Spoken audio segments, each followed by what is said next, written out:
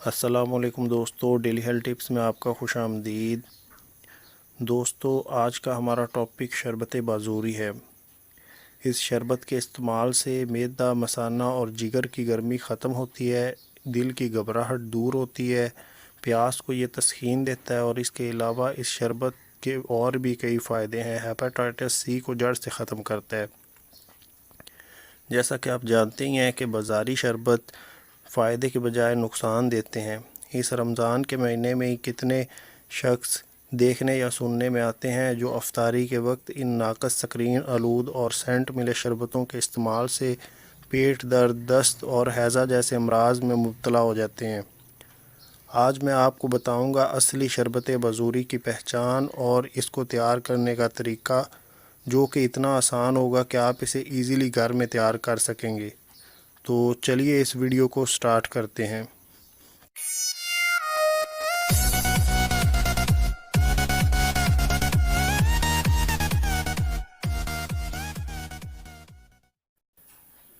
तो दोस्तों, ये हैं तुखम करफस, जो कि आपको नज़र आ रहे हैं। जो बहुत ही बारीक से बीज होते हैं, जैसा कि आपको ये नज़र आ रहे हैं। आपने ये बीज लेने हैं और इन्हें आपने साफ़ कर लेना है। इनमें धूल मिट्टी काफ़ी होती है, धूल मिट्टी से इन्हें साफ़ कर लेना है। और ये है चारों मगज़, जिनमें मगज़ खरबूजा, मगज़ ककड़ी, मगज़ खीरा और मगज़ तरबूज शामिल हैं।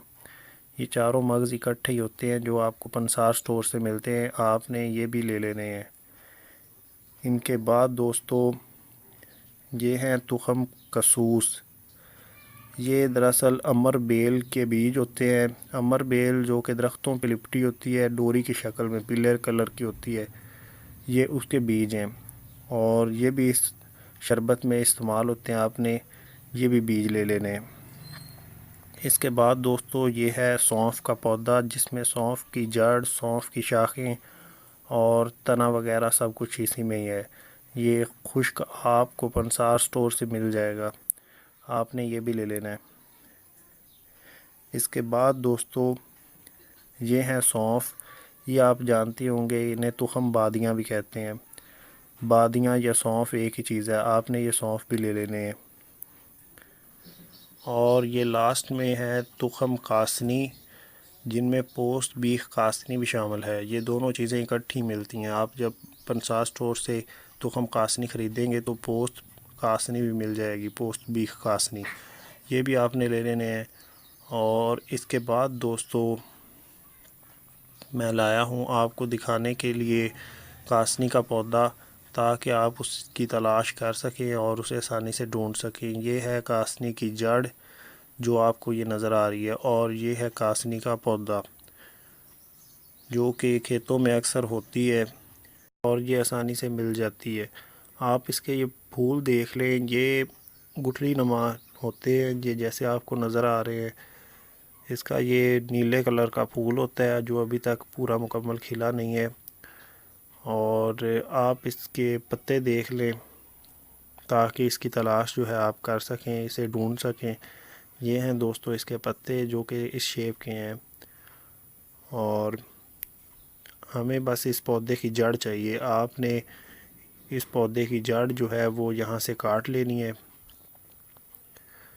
तो दोस्तों, शरबत तैयार करने के लिए इस देगचे में हमने 10 लीटर पानी डाल दिया है। हम शरबत तैयार करने जा रहे हैं 7 लीटर, मतलब 7 बोतल। उस हिसाब से हम इसमें एक छटांक सौंफ डाल रहे हैं, जिन्हें 50 ग्राम भी बोलते हैं। 50 ग्राम सौंफ डाल दिए हमने।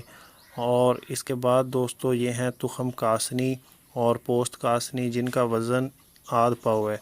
ये भी हम इसमें शामिल करने जा रहे हैं। आपने ये भी इसमें शामिल कर देने हैं।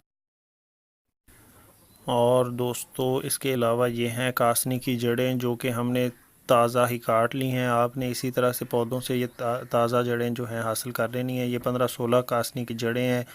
अगर आप 1 किलो शरबत तैयार कर रहे हैं तो उसमें कम अज़ कम आपने 4 जड़ें या 3 जड़ें तो लाजमी डालनी है। तो इनको डालेंगे बाद में तराश काट के। ये है दोस्तों सौंफ का पौधा, जिसे हमने अच्छी तरह से छान लिया है और इसमें से धूल मिट्टी हमने निकाल दी है। इसका वज़न आपने 1 पाव लेना है। ये आपको पंसार स्टोर से मिल जाएगा, या आपने ताज़ा ही पौधा ले लेना है। तो इस पौधे को हमने इसमें शामिल कर दिया और बाकी की चीज़ें जो हैं दोस्तों, जड़ के अलावा वो चीज़ें आपने अलहदा भिगोनी है। उसके लिए ये अलहदा से हमने बर्तन लिया है जिसमें हम वो चीज़ें भिगोएंगे। और फिर आपने शामिल करने हैं चारों मगज़ जिनका वज़न 50 ग्राम है, मतलब एक चटांक ये चारों मगज़ आपने शामिल कर देने हैं। और फिर आपने ये तुखम करफस जिनका वज़न है 60 ग्राम, मतलब 6 तोले, ये भी आपने इसमें शामिल कर देने हैं।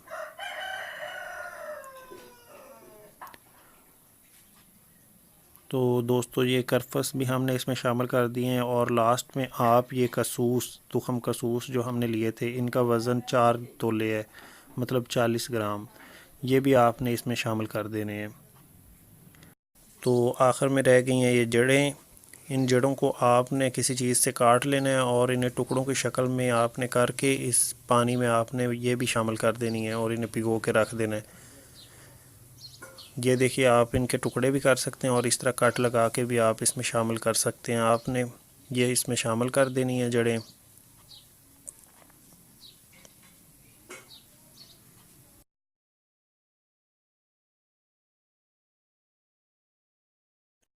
तो दोस्तों ये जड़ें हमने काट के इसमें शामिल कर दी हैं। आपने भी इसी तरह से काट के इस शरबत में शामिल करनी है और फिर चमचे की मदद से इसे अच्छी तरह से इसमें हिला देना है ताकि इसका कोई भी जुज़ खुश्क ना रह जाए। और दूसरा जो डिब्बा है उसे भी आपने अच्छी तरह से हिला लेना है और मज़ीद 2 घंटे बाद फिर उसे हिलाना है ताकि उसमें जो चीज़ें हैं वो नीचे तह में जम के खुश्क ना रह जाएं। उसे अच्छी तरह से आपने हिला लेना है इन दोनों चीज़ों को, और फिर रात भर के लिए रख देना है। तो दोस्तों रात गुज़र चुकी है, अब है अगला दिन। तो आपने इसे दोबारा से हिला लेना है। कुछ चीज़ें होती हैं जो तह में जम जाती हैं, आपने इसी वजह से इसे हिला लेना है। और ये डिब्बे वाला सामान जो है इसे भी आपने चमचे की मदद से अच्छी तरह से हिला लेना है और फिर आपने इस सामान को आपने छान के इसका पानी जो है इसी शरबत पे शामिल कर देना है, मतलब इस बड़े देगचे में।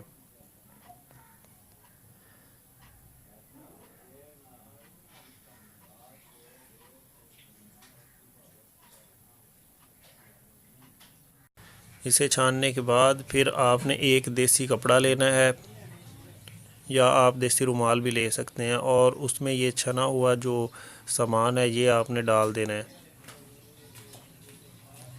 और इस कपड़े पे आपने डालने के बाद इस कपड़े की आपने पोटली तैयार करनी है। अब आपने इस चूल्हे पे देगचे को चढ़ा देना है और नीचे आग जला देनी है। और जो हमने पोटली तैयार की थी वो पोटली आपने अब इसमें शामिल कर देनी है। और याद रहे कि आपने इसे वक्फे दर वक्फे हिलाते रहना है ताकि ये पोटली नीचे लग के तह में जल ना जाए।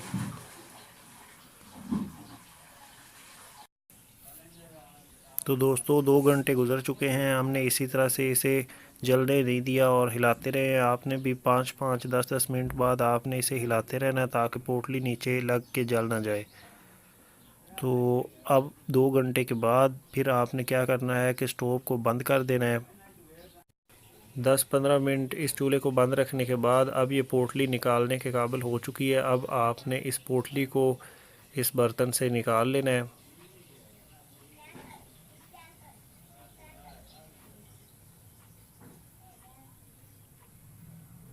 और इसके बाद आपने इस पोटली को मल छान कर दोबारा से इस पानी में इसको 1-2 डुबकियां लगा देनी है ताकि इसका रस जो है वो इसमें शामिल हो जाए।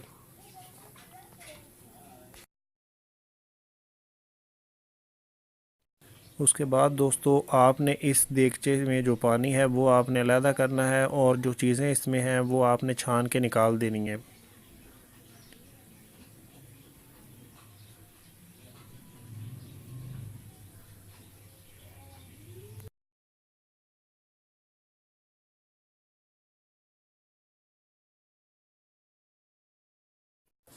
और इसे हमने मुकम्मल तौर पे अब छान लिया है और जो इसमें से ये मवाद कचरा निकला है ये अब आपने फेंक देना है, इसकी हमें कोई ज़रूरत नहीं। और आपने देचके को धो लेना है अच्छी तरह से। वाश करने के बाद ये शरबत आपने दोबारा इसमें ये पानी आपने डाल देना है छान के।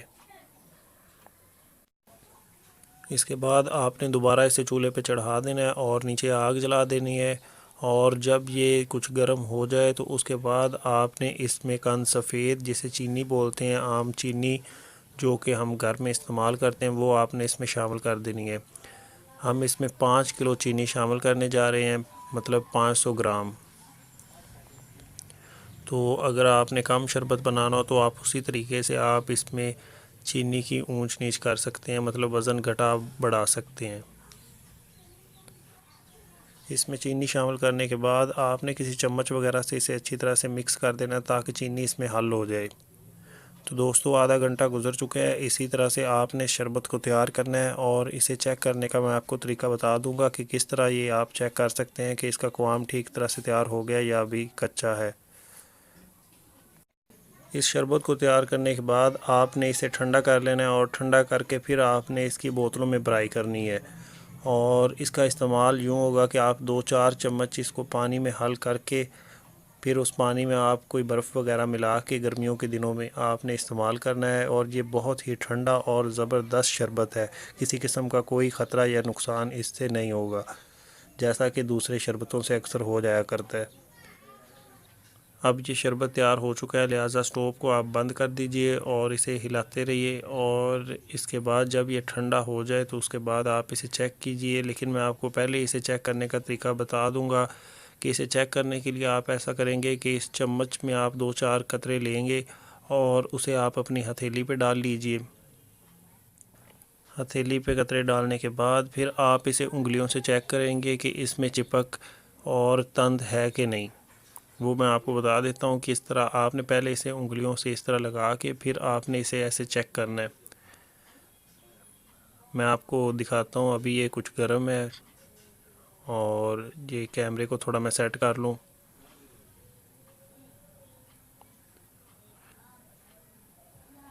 ये आपको शायद सही तरह से नज़र नहीं आ रहा, मैं कैमरे को थोड़ा सेट कर लूँ। ये देखिए दोस्तों, ये होती है इसमें तार जो कि आपको नज़र आ रही है, ये गौर से देखिएगा। ये वाली तार, ये जो आपको नज़र आ रही है, जब ऐसा बनना शुरू हो जाए तो आप समझ लीजिए कि शरबत तैयार हो चुका है। अब हम इसे अच्छी तरह से ठंडा करने के बाद फिर बोतलों में भर लेंगे। तो दोस्तों अगर आपको हमारी ये वीडियो पसंद आई हो तो इसे लाइक करके शेयर कीजिए और मज़ीद अच्छी अच्छी वीडियोज़ के लिए हमारा चैनल सब्सक्राइब कर लीजिए। और तब तक के लिए अल्लाह हाफिज़।